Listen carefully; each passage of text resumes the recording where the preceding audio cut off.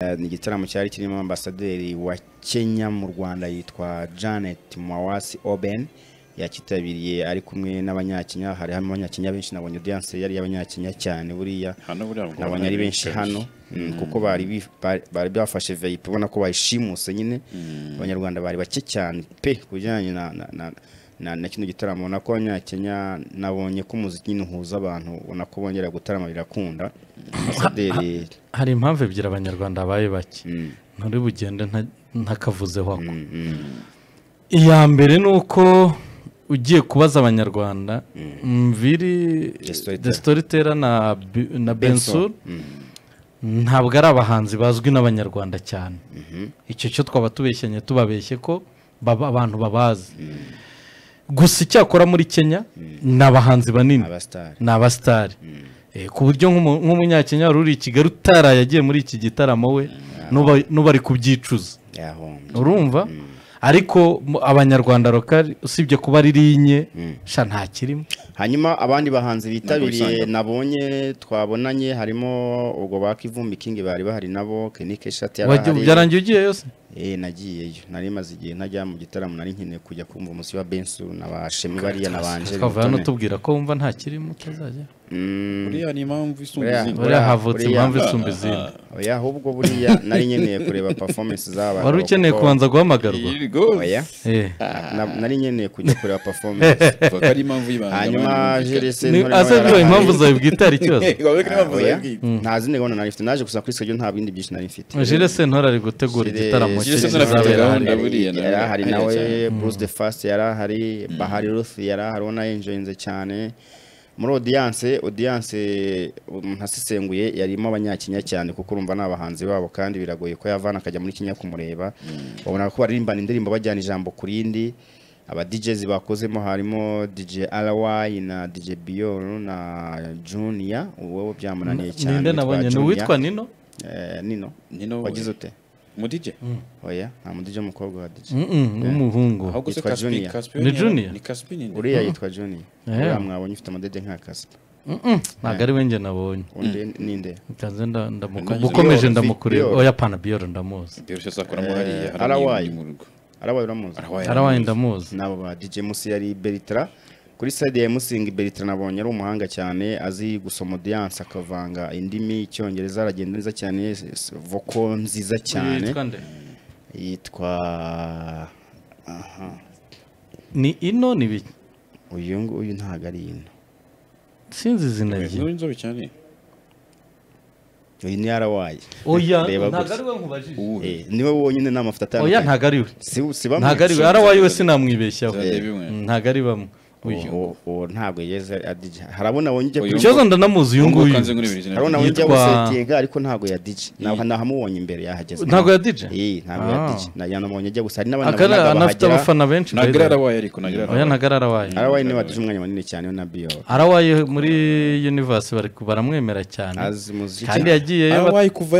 yagiye muri Odis. Muri Odis. Kuva yacurangamo hari. Yagiyeyo. Kandi narababwiye ati mungu ni muzima. Yagiye abantu batamwumva. None ngo biragwe ko yabaye no mahari yabatamwumva. Biragoye. Hanyuma kuri audience ubwo n'abanyakenya abanyarwanda bari bakeya, performance nibyo yitwa Ino. Ni Ino. Yitwa DJ Ino. Ntago ya DJ ariko. Hanyuma nabonye no foto ubwo nagize ngo ya DJ. Ni inshuti cyane na DJ Maruno. Maruno se wakoze Ino. Agaru ushitobwe ni wamukoze. Maruno yakoze Ino. Mambono no mupetagira n'abafana benshi. Ino agogize aheruka Uganda mu minsi yashize. Maruno ni wakoze DJ. Ariko ntago nawe aragera ku rwego rwo kujya Uganda byiza. Yagize yataramiye. Nyene ajyayo ariko ntabwo aragera ku rwego. Niwe wadijagaho Maruno buri ari bukorere hose. Kuri umu DJ afite umuntu wanziza cyangwa se akaza kumusoreza kuko umuntu adije iminota mikeya uwo ni wadija guhindura cyane bakuru bafite abantu bazana bagatanze bashyushya abantu cyangwa shire muri mudu toxic ntaga mujye hari abatabajye ntaga mujye naba Philip ntabwo bagiye Philip yarashatse gukorana na Renzo biranga Philip ashatse gukorana na Renzo byaranga ntabwo mufite Toxi ntawagira Manone ufite ino kumwe na ni DJ Kavoli Kavoli abari gukora hari nakazi ntago Toxic ni ubumwe buri Toxi ari ntago Toxic rego ujye umenya ko manager ari ntuzi manager wa Toxic ni Mudenge kandi Mudenge ntawe yasaguriraho nta nubwo bisaba gusagura buriya akenshi bano ba DJ bakuru icyo bakeneye no gushira inzira mutoya ntaga mwishyura ni kugura spotlight none nawe ukazaba wishakira n'ababikuriramo ino ntago umuntu yamwishyura harabikuriramo hari igihe ugira gutya ukagura icupa ukabona risomyeho iyo amaze kugira izina nawe yibonera akazi yamaze kugira urumva ukugenda abanza icupa rije kuri tabura adasomaho icupa se Mudenge ntiwarisoma byihuse Mudenge ntabayemera inzoga nese n'uyu mwana baba barimwemereye arisangira no ajya nko kurya boss no kwikunda arisangira na boss ariko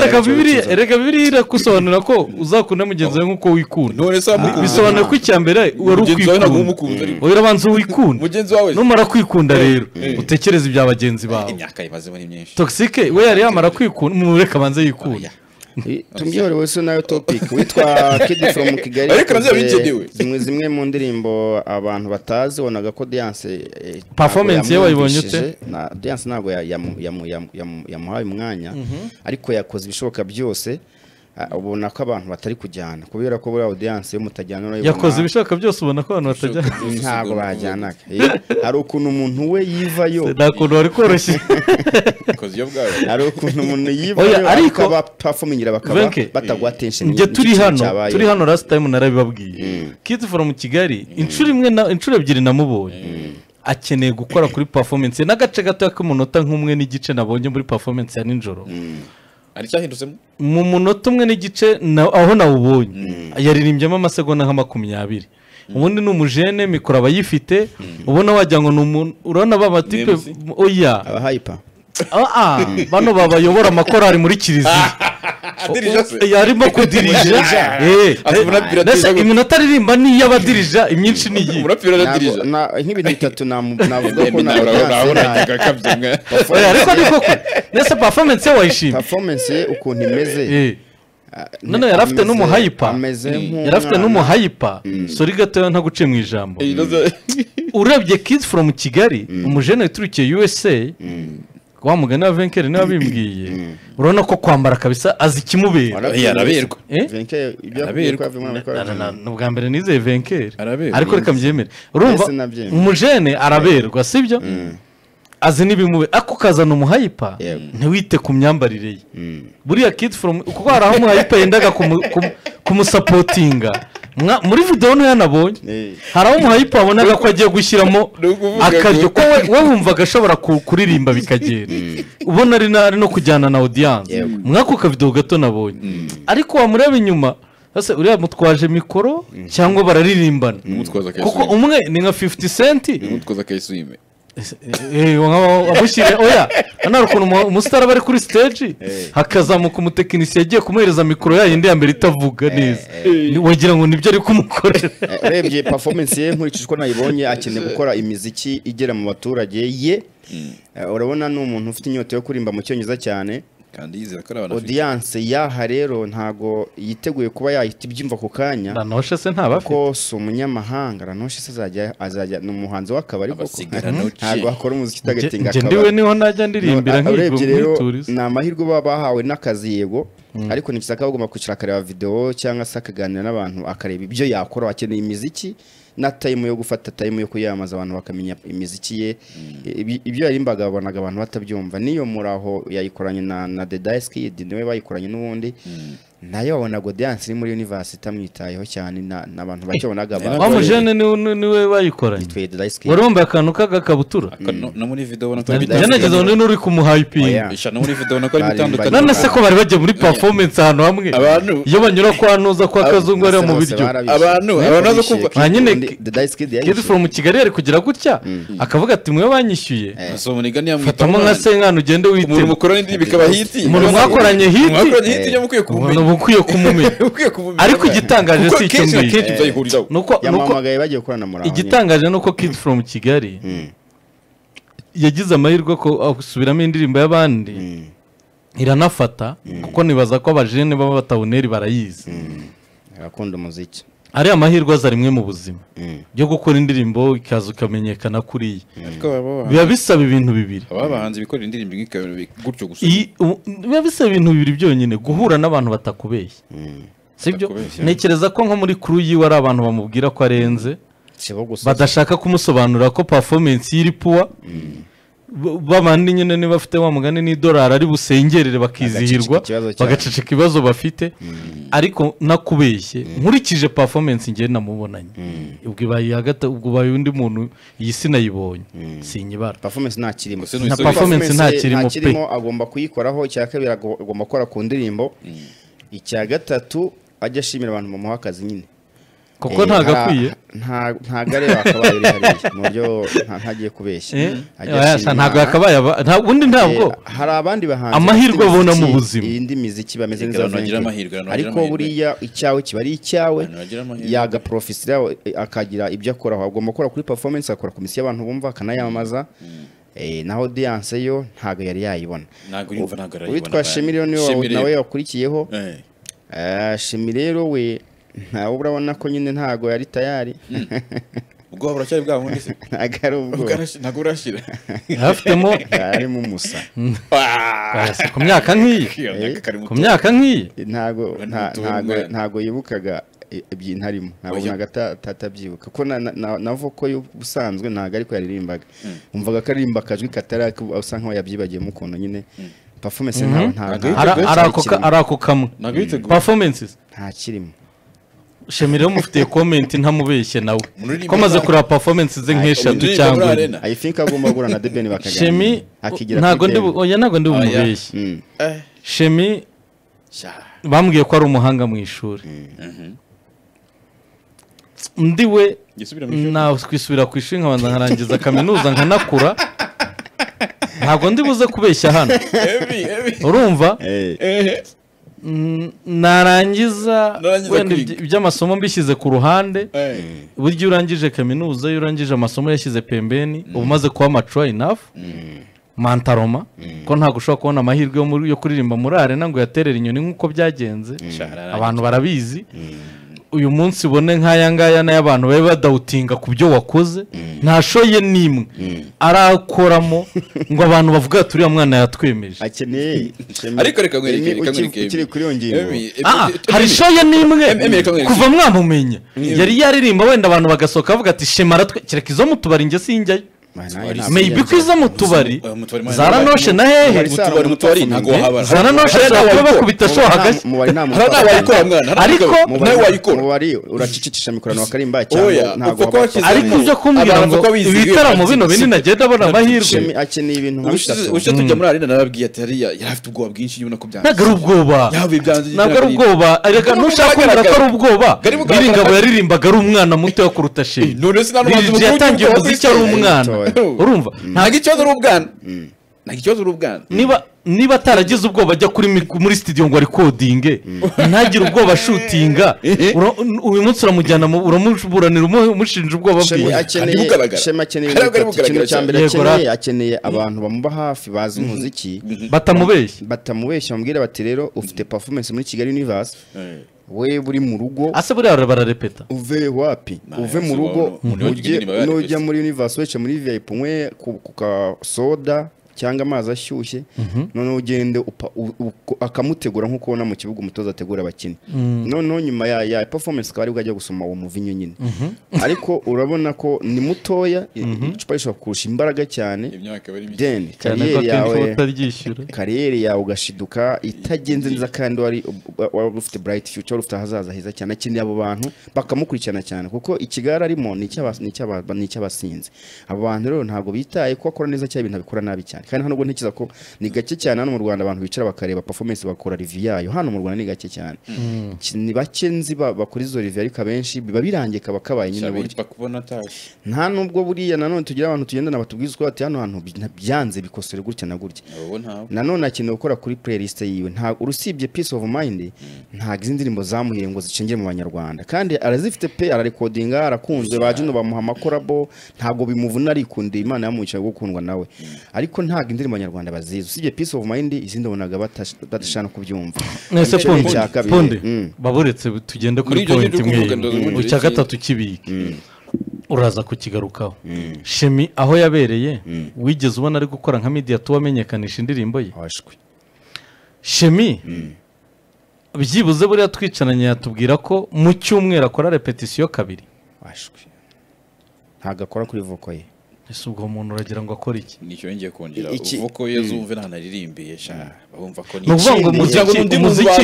umuziki ni nka siporo urumva nuko mo n'abantu bo mu muziki wacu bashaka kubitwara ukundi nta mukinnyi wa football ushobora kujya mu kibuga atarakoze imyitozo sibyo ngereho bintungura iyo uzi ko ufite igitaramo wenda ugatekereza ko ari uko ari playback ukumva ko uzava mu rugo ugiye kuri stage ntari haso nimwe wakoze ubundi ahandi ubu ufite umu DJ cyangwa se ukanamuhayaringa w'icyo gitaramo mugakorana haso nk'ibyumweru bibiri muririmba na za ndirimbo erega buriya reka amenye uko amanura niba n'indirimbo yikunzwe ari imwe yagenda akayiperforminga akitahira aramutse yarepetanye neza n'umudije bikira aho ngaho n'abakinyi cyangwa n'abatoza bajya kureba ikipe tujye guhangana ikina gute runaka kina gute naho ngaho gombye kureba se abantu mu Kigali University bishima bimeze bite cyangwa se abandi performinga gute kugira ngo ntabizi arahahora harabajyamo gakora neza basano bajya bagakora neza ariko ndashaka kuza kuvuga kuri performance ya Nesa umuntu azigire kuri abo bantu kuri Shema keneye niba ari cya gatatu ariko utamubwiye icya gatatu no kubanza akashaka n'umugeni Zedi akina gukora indirimbo za Marix z'abageni Zedi nyine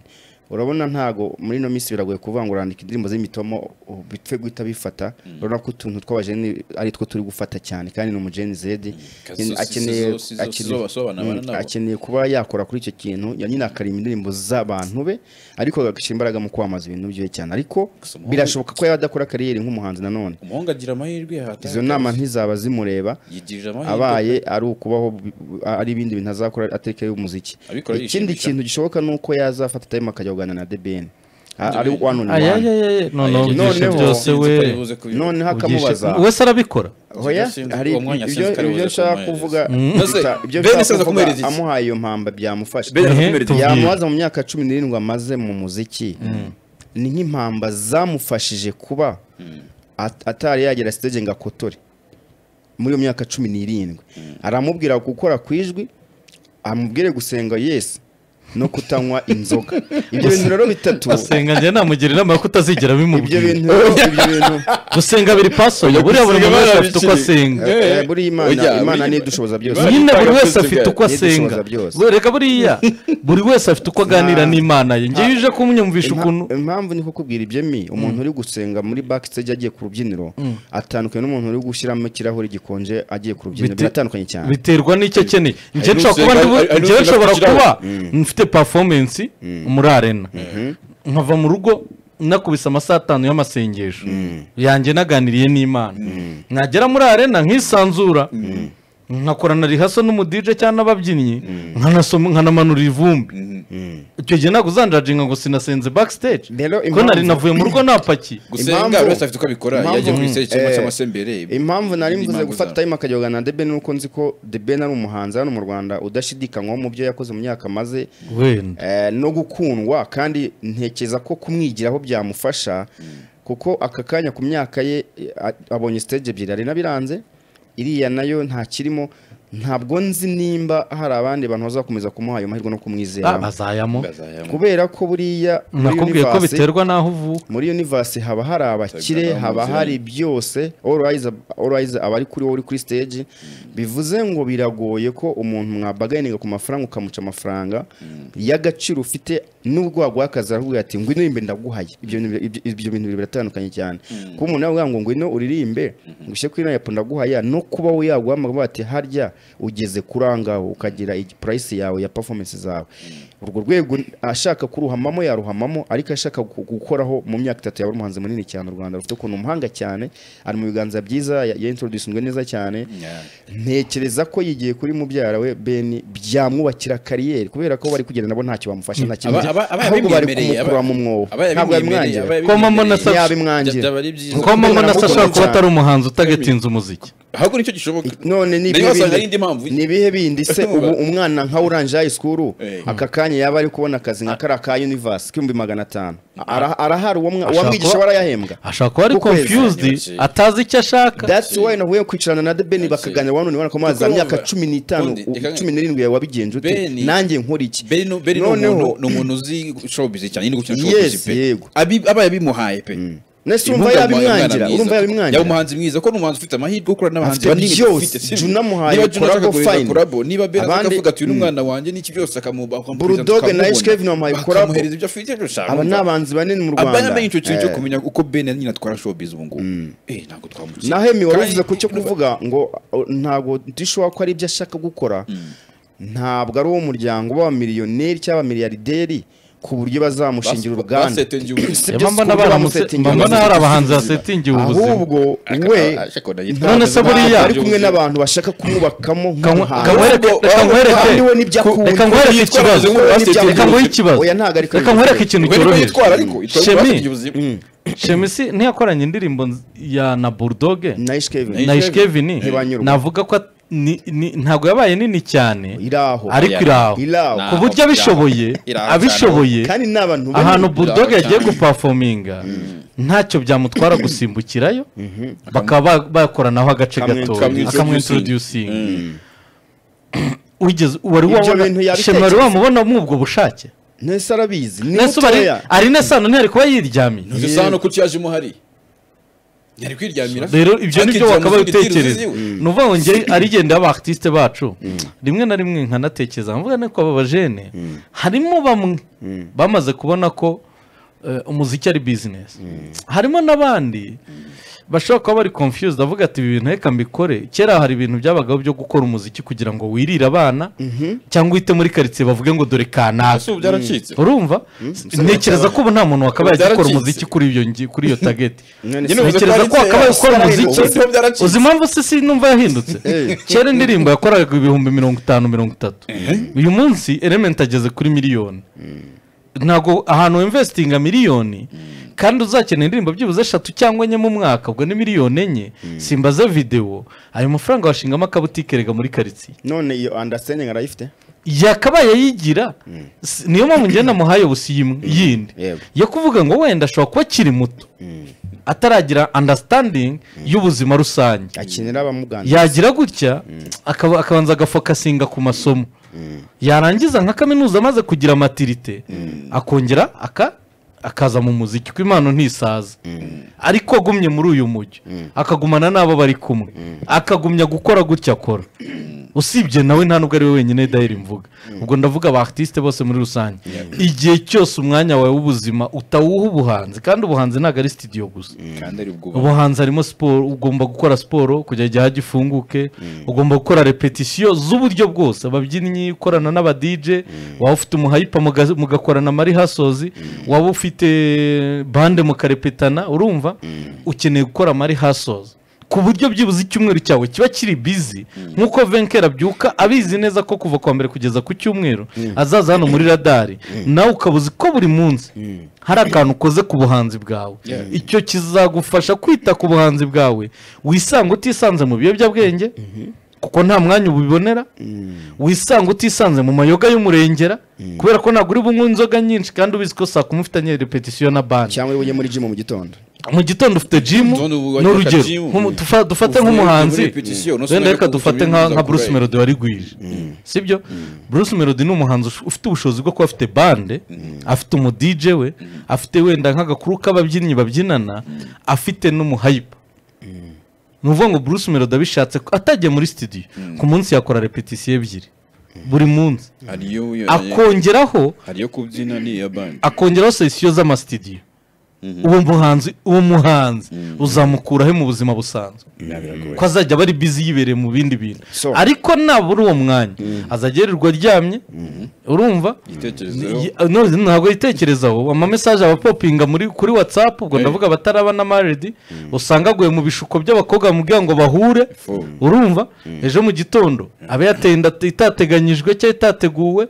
ikindi abaguye ku ma message ya message asaba abakobwa gusa abarimo n'izabajama mubwira aho byabereye gisanga ari kugotomera iz'umurengera n'ibiyobyabwenge rugeretse ariko uhaye umwanya akazi kawe nawe kazakugirira umumaro ku muhanzi ngiye nka Shemi kuko buriya nsabwe kumugira inama kuko ndamuzi n'umuhanga cyane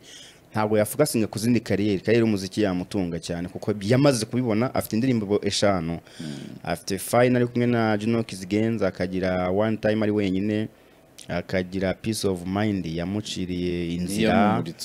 akagira uzambwire akagira ntibanyurwa na Bulldog na Ish Kevin mu ndirimbo 5 afitemo collabo z'abahanzi banini mu gihugu Buda Ish Kevin na Juno abo nabahanzi banini mu gihugu ku buryo bagushepingira umurongo w'umuziki akeneye rero kwicara agakora ikintu cyitwa portfolio yiwashaka kuba mu myaka nk'icumi iri imbere kubera ko ntabwo umuntu ashobora kuba umuntu atarose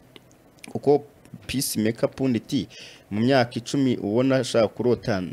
mu nzu zanjye nari mpari aba hari umushepi nzora namwanditse nta niba bizona byandika no kugikuta cyangwa ukaba umuzi nyine uzi ushaka kuba we Vinkera zi mu myaka ingahe uko ya shaping cyangwa Emina wazi mu myaka ye uwe yashaka kuzaba naho ngubu nzonshaka kuba no mu myaka 10 iri imbere nshaka kuba we ndamuzi mu bwonko bwanjye aranditse script irari yabyo na Shemi cyane undi muhanzi kwikira darakeneye kwicara akavuga ngo nkeneye kuzaba umuhanzi we mu myaka 10 iri imbere ubwa ukicara ugakora script yayo ugakora portfolio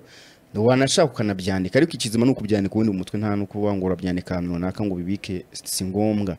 none ukamenya ko umuziki niko kazi gatanga amafaranga mu isi mu gihe gito utavunitse niba AGB bamuhereza miliyoni 4 z'idolari kuri mba muri Melinda and Gates Foundation muri New York ntago mu manyarwanda ni miliyari 4 z'amafaranga y'u Rwanda amafaranga mu Rwanda umuntu ahembwa amafaranga menshi cyane naba consulta 20 ku kwezi nabwo namezi make ari ku mushahara mwishano mu Rwanda sesu ntago renze miliyoni 2 ari ku kwezi iminsi 30 niba wagwaye 500 muri Kigali Universe cyangwa 1 mu cya miliyoni 2 cyangwa 3 ntabwo miliyoni 3 ugiye gukora akazi ko kwezi wapfa kuzikorera ngo uzayinze utakora business yawe nta yindi karere namubwira yajya gutekereza irenze ya art kuko art ni amarangamutima kandi akazi karahari amafaranga arahari bivuze ngo mu bari yajya yakarimba bakama amafaranga imiziki ya streaming amafaranga akinjira izo album zagurwa yakora social media zizazamuka kamamaza yakwibranding akora gym ku buryo abo mwana ushobora kwamamaza product runaka zitandukanye cyane yaba amafoto yaba iki ariko akeneye kuvuga ngo ndashaka kuba Shemi wuhe mu myaka 10 iri imbere agakora iyo practice akubaka ikintu cyitwa ijwi rye kuko ijwi ry'indirimbo wumva ze niyo ari kuguperformera ugira ngo n'umuntu niyo yayibaza sinoze mubwira ngo ngera undi muntu wabazanye kuririmba nitegereje njyana undi muntu uri kuririmba arimo agakoresha voka itari ye mu ndirimbo ntabwo nyine abazi uko bimeze ntabwo ababyibuka uramuvanga cyane akeneye rero kwiga ikintu cyitwa music business akamenya ngo yes munanje jaye skuje nta rugomba mora nk'umwana bari mukuru munanje jaye skuru burya bari mukuru kuko ntabwo wagwa diploma uri umwana umuntu ni mukuru yakicara akavuga ati mva umuryango wavuye mu star yego bene ni munini ariko nanyi ngomba kuba nge ntagende kuri ako kantu kuko nta muntu ukora undi umuntu arikora ahubwo umuntu akagucira wenda nkinza cyangwa amahirwe iki kintu akagikora connection yarazifite muri showbiz urabona abantu bagendana abahanzi bakora amakorabo ako kazabona iyo connection zirahari ariko nagazi kuzibyaza nyine umusaruro ibyo bintu abikozeho yaza umuntu munini cyane mu myaka nk'icumi iri imbere ariko akomeje tuno tuntu yakomeza karindagira nyine nabyo birashoboka cyane nge nama zanjye ushaka kurindagira biroroha cyane nge nama zanjye ushaka azumve ntago ndi buzihe n'uwo wenyine nazitanze muri rusange mu gihe mutarumva ko umuziki ari akazi nk'akandi mumenye ko muri kwica kariyeri zanyu kwirirwa muryamye kwirirwa tuzerera kwirirwa mu byo tubamo byose ntacyo biri buze kudufasha mu kubaka kariyeri niyo mpamvu rimwe na rimwe tujyana no ku ma stage lyrics twazibagiwe sinzi DJ ntimuri kugendana ko muhuriye kuri stage rega ntago mwarepetanye ntimunaziranye ese bitunaniza iki punde ntago mu DJ ari buhenza no mu Rwanda ubu muhanzi nka Beni nuwo kujya guperforminga mu gitaramo runaka nta official DJ afite nawe yarabyibagiwe ubu Melody n'umuhanzi wo kujya guperforminga ahantu adafite official DJ muri ba bantu batanu muri kugendana shyiramo official DJ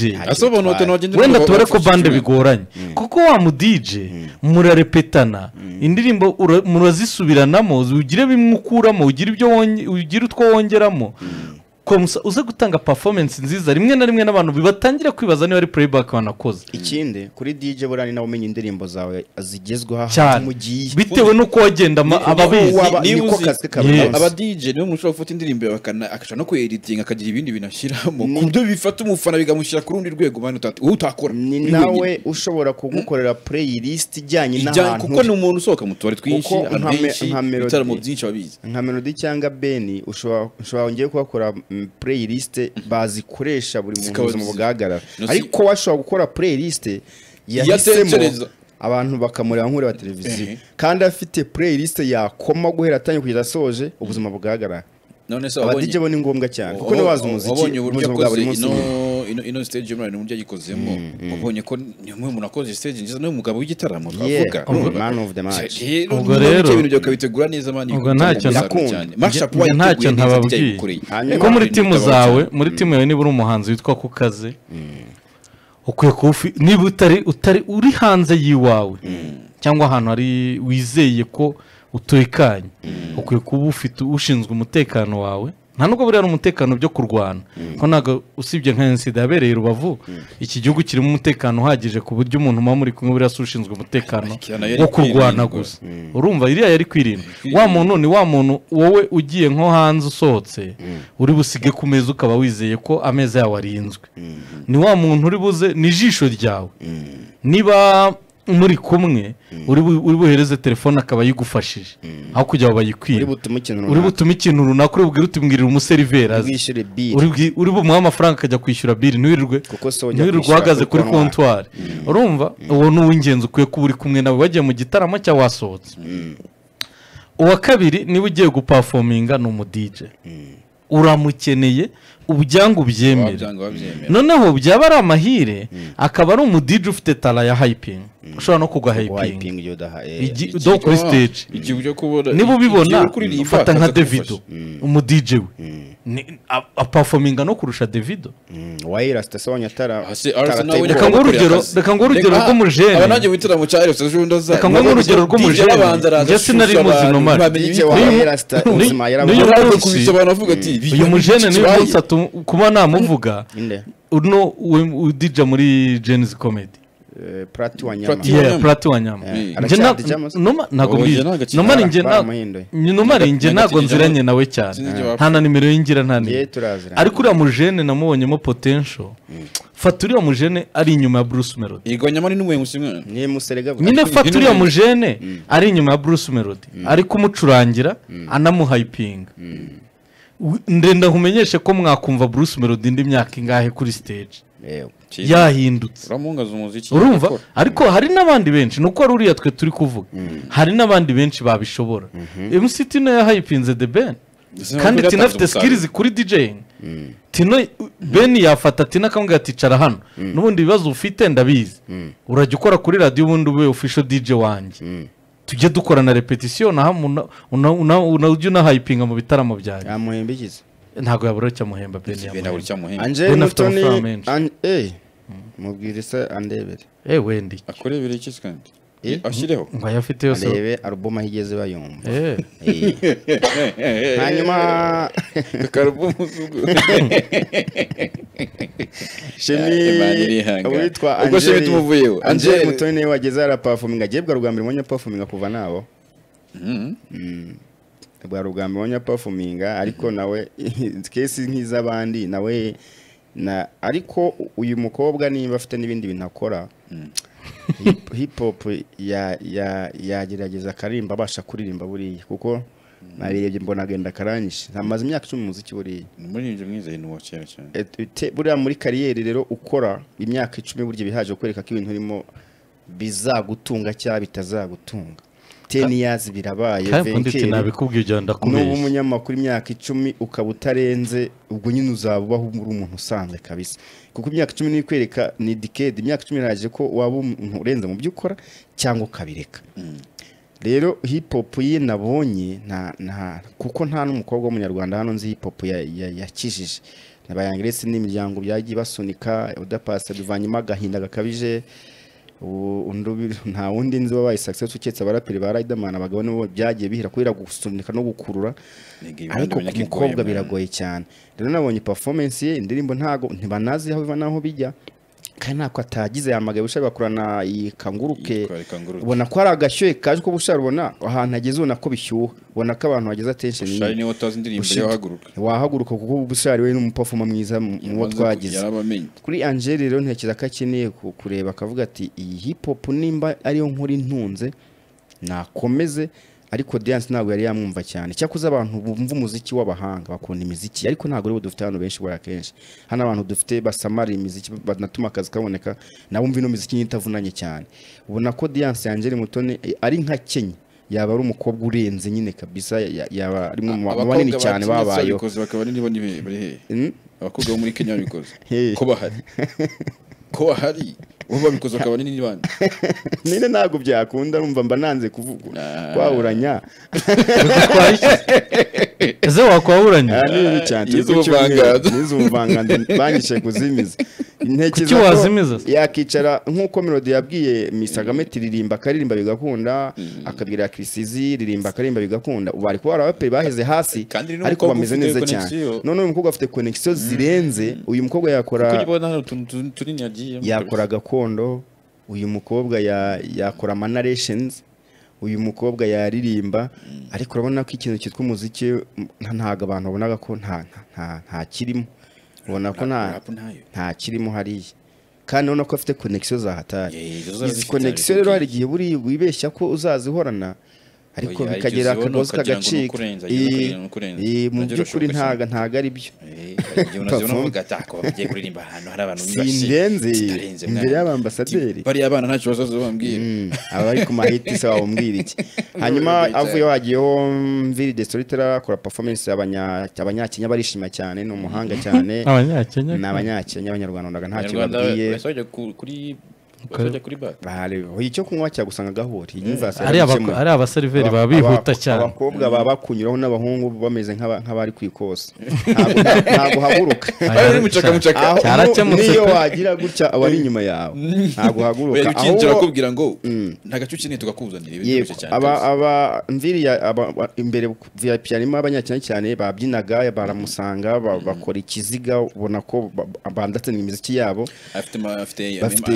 Yatanye image nziza cyane yishimye ariko nawe ntekereza ko yibwije ukuri hano ntago afite audience ariko umunyakenya we yamuva ibinzu ubuzima buraga bari na benshi cyane erega muri Kenya n'ubundi aratwika hanyuma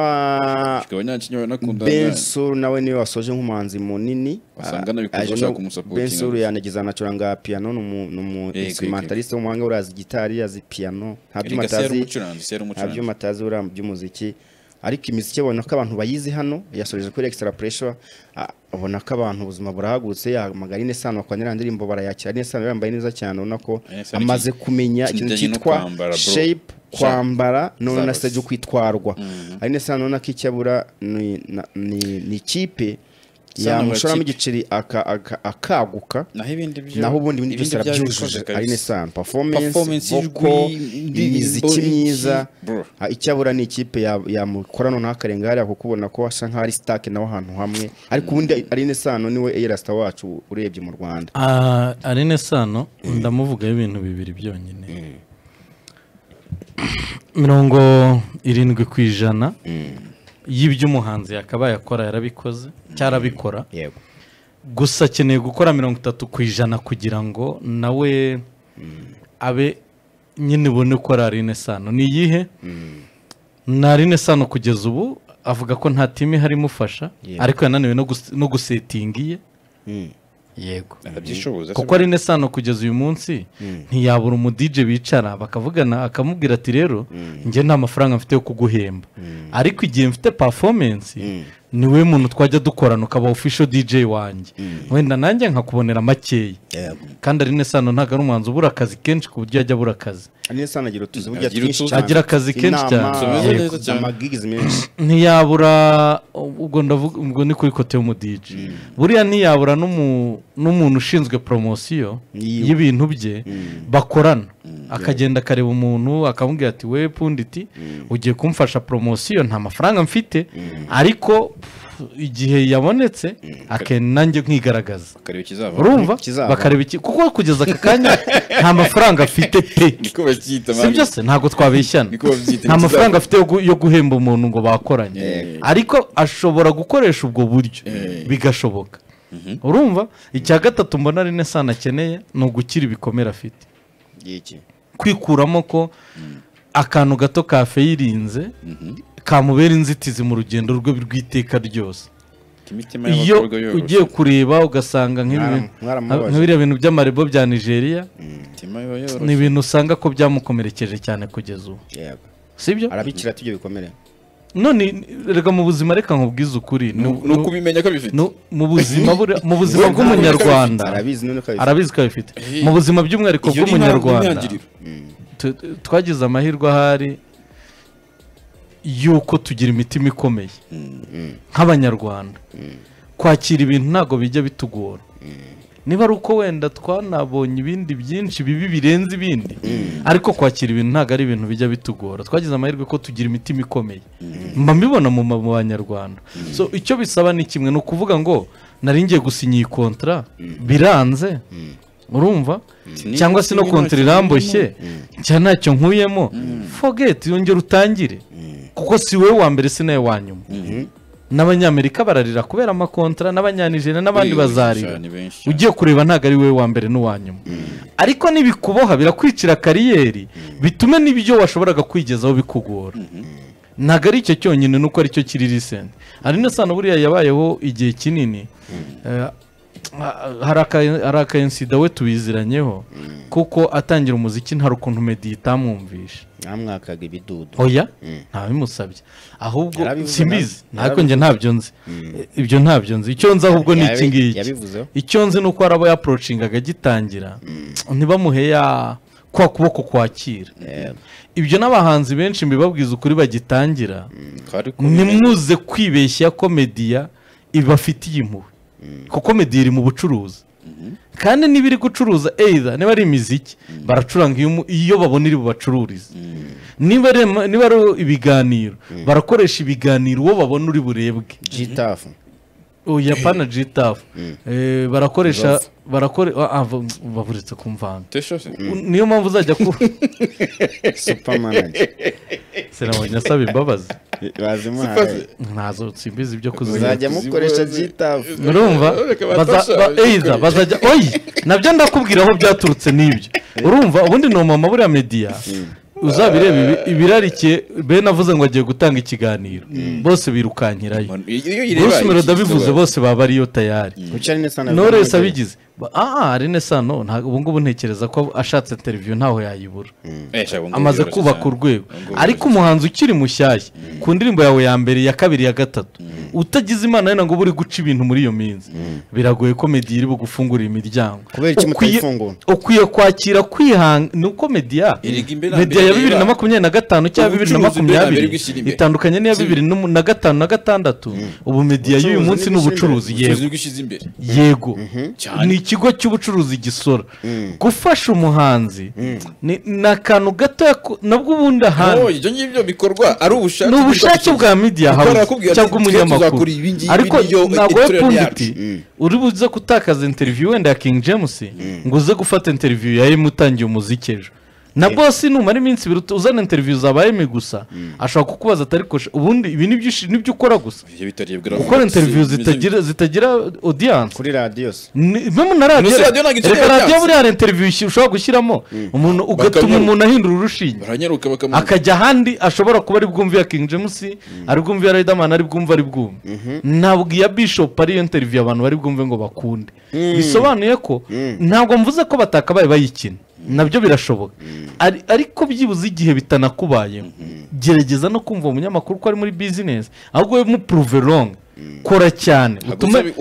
urenga urwego rw'uko umushaka ugera ku rwego rw'uko wagushaka bya bindi wavugaga byo gutumira umuhanzi ukavuga ngo uzaza kuririmba ngo uhaya ngaye cyangwa se umuntu akaguhamagara akavuga ngo iyo waririmbiye ahantu baguha ngahe ko nshaka kuguha akazi. Izo ni imvugo ebyiri zihabanye. yatandukanye cyane. N'abanyamakuru nabo niba ukomanza ahantu ntibikunde, gerageza understanding ko umuntu ari busy n'akazi ke ni business. None numara kumva business y'abandi ugenda ukore ku yawe cyane, utume nawe uba part of his business. uba needed, uba imari. Ariko iyo ugiye hariya wenda ukagumana ibikomere by'ukora wakomanza ntibagukingurire, ukaguma muri izo mama wararaye, birangira na cya gihe ukenewe nk'imari hari umuntu ushobora kukwaprocinga kubera ko none wabaye imari. Urumva rakubona muri business kandi ya business urayikeneye n'ubundi. At the end of the day nubwo kubonamo business ariko uranamukeneye. Nako approaching uvuga ngo punditse se sinaje akanga kunyakira. Usange ushatse gufunga kuko utekereza yuko ari business umufungiye, ariko mu by'ukuri wirengagije ko nawe wiyimye abafana bawe. Emina Punditse n'abashoramari batwumva n'abazumva n'ikiganiro niba hazaza muri umuziki, niba ari umuntu ukeneye cyangwa se uje gufata umuhanzi nakuranje Aline Sano, afite byose bishoboka byatuma umuntu munini yujuje byose. Oya ufite amafaranga Aline Sano n'umwe mu bahanzi bashora wamufashe byakitana. Ari no kunari gukora ku mubiri we cyane. Zahabu yacu imyambarire buriya abahanzi ngewe ndikukunda physical appearance. Ahantu agize niko byose babyitayeho, imyambarire bayikozeho, tayo bayikozeho, performance yose ubona ko yayitayeho cyane. Kandi ijwi babahanzi twahoze tuvuga mbere bamwigiraho ku kintu cyitwa vocal. Ni na wa muntu urabona vocal arayubaha cyane. Sano ni wa muntu ushobora kuza akaririmba indirimbo imwe yamara kuvamo agahita abatoza indi mutanazi akayibigisha bro. Agira shemi yakwigira kuri Sano. Niba akoze indirimbo kuri nka album yitwa Rumuri, afite indirimbo zitabaye nyinshi. Afite byinshi byo kwiga. Afite byinshi byo kwiga ntago ari vocal gusa. Sano we araza akubwira ati indirimbo ni yingi maze kuririmba yego muri hejuru. Iyo ari radio akaririmba mukanyikana gatawazana ko album y'umuntu akabayigisha akantu gato ubundi agakubita ibindi ndirimbo. Hanyuma umaze kumenya ibijyanye na performance cyane n'umuhanga Sano. Sayine zirenzeho iminota 10 minota ya nyuma tugenda dusatira ku musozo w'ikiganiro, ariko turi kumwe na Tikumbo Rwanda aho wari waravuze ko uzagira telefone aruko haje telefone zifitemo AI. Igihe ni iki rero? Tekino Mobile Rwanda yabazaniye telefone nshya irimo ikoranabuhanga ry'ubwenge buhangano AI, aho ushobora kwibaza buri kimwe cyose igahita igusubiza ku kanya. Ni telefone ntoya aho wanayitwara mu mufuka w'ishati ikaba irambana umuriro utandukana no kugendana charger kuko ifite na power bank iri wireless. Ntugire ikibazo kandi cyo kuyikoresha kuzuba kuko ifite urumuri ruri hejuru aho ubona neza nk'uri mu nzu. Ntuzongera gutira telefone ngo wifotora, ahubwo ku mafoto meza yayo niwo uzajya uhamagarwa nyuma y'ubukwe ngo wohereze amafoto. Ngaho tugane ku maduka yacu yose mu gihugu ndetse no kuri service center za MTN uhabwe internet ingana gigabyte 15 n'iminota yo guhamagara, ndetse ushobora no kwishyura mu byiciro mezi 12 kufatanya na Yero. Ku bindi bisobanuro gana imbuga za Tekino Rwanda cyangwa uhamagare 0799555575. Mu gitaramo kandi witwa Kavin yavutse bamufeteye nawe Kavin wari uhari ariko ko nabonye bamushyira kekera ko atarahari yari mu Bushinwa. Kavin ari mu Bushinwa ubwo bayitamiye ni wowe wari uri ku ruhande ubwo ntiwabibonye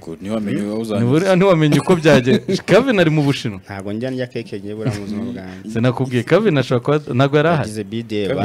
bide ni Kavin abatamuzi ni murumuna wa Coach Gael kuko ejo nanamupostinze Coach Gael aranyandikira ambwira ko ndamubwira nti ndaza kurisoma nawe ngatisha ati mwakugize se shaka ko atanahari. Hanyuma MC Bertrand nawe bwo abantu bamuhanga amaso no muhanga cyane bamuha akazi Bertrand yujuje byose ariko nawe akishakire byose nabonye ko Bertrand musasabwa hyping arayishoboye. Bertrand byose arabyujuje, niba ibitaramo binini bizakomeza kumucika ntazandenga yari ataragaragara kuko akeneye hari amazemo iminsi amazemo igihe. Buriya njye ntekereza ko Bertrand muri babantu bahayiping ni umuhayipa mwiza, ahubwo njye namugira inama imwe najye kwigira no kudija nabyo abimenye abyongereho kuko buriya uri umu MC umuhayipa iyo wongeyeho nosi yo kuri DJing birafasha ko buriya nka buriya nka DJ ashobora Bertrand ashobora kubwira DJ ngo noneho kina iyi ndirimbo ukurikizeho iyi nizo ziri bumfashe gusimbukisha abantu ariko utabizi wowe ugendera mu byo DJ ari gucuranga kandi arijya kwiba n'ubundi hari Bertrand hari Bertrand hari n'undi mujene yitwa ntago nzi izina rye umujene uri gukorana na DJ Tiger muri iyi minsi sinzi niba muri mwari umuntu uramubonaho DJ Tiger umpetu hypinga Tiger kuri stage uzafata umwanya ubirebe namubonye kuri stage rimwe ryonyine ndavuga uyu mujene ni umuhyper mwiza kabisa aramutse atisanze mu bikoresho byinshi atagize ibimutega oya n'ibikoresho nta birantega